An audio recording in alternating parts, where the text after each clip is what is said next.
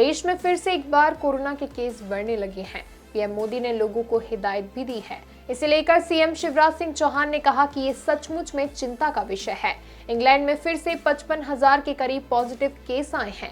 दुनिया के दूसरे देशों में भी केस तेजी से बढ़ रहे हैं। हमारे देश में भी कई राज्यों में तेजी से मामले सामने आ रहे हैं। उन राज्यों में पॉजिटिविटी रेट 10% से कम नहीं हो पा रही है। सीएम ने कहा कि वायरस अभी भी है।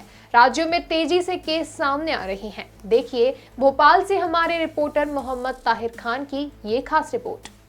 ये सचमुच में चिंता का विषय है, न केवल हमारे देश में बल्कि दुनिया के अनेकों देशों में। आज इंग्लैंड में देखा, वहाँ लगभग 55,000 के आसपास कल पॉजिटिव केस आए हैं। 3 महीने के लॉकडाउन के बाद जब अनलॉक हुआ तो वहाँ ये स्थिति है। दुनिया के और देशों में तेजी से बढ़ रहे हैं।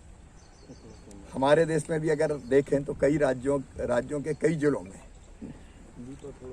पॉजिटिविटी 10% से कम नहीं हुई, ऊपर है।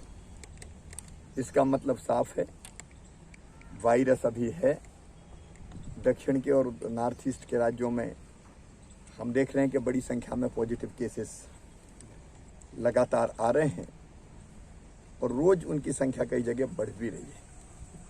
और इसलिए प्रदेशवासियों से मेरी अपील है कि वो निश्चिंत ना हो। कल भी हमने 78,000 टेस्ट मध्य प्रदेश में किए।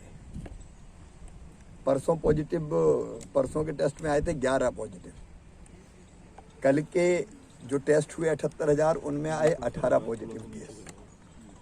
इसका अर्थ ये है कि मध्य प्रदेश में वायरस है और पॉजिटिव केस भी लगातार आ रहे हैं। अगर हम असावधान रहे तो ये तीसरी लहर को निमंत्रण देना होगा। रोकने के हर संभव उपाय किए जा रहे हैं। तो सर हम लोग कोशिश कर रहे हैं एक अधिकतम टेस्ट करने की। पॉजिटिव जो आते हैं उनकी कॉन्टैक्ट ट्रेसिंग करते हैं, आइसोलेशन या अस्पताल में रखने की व्यवस्था करते हैं।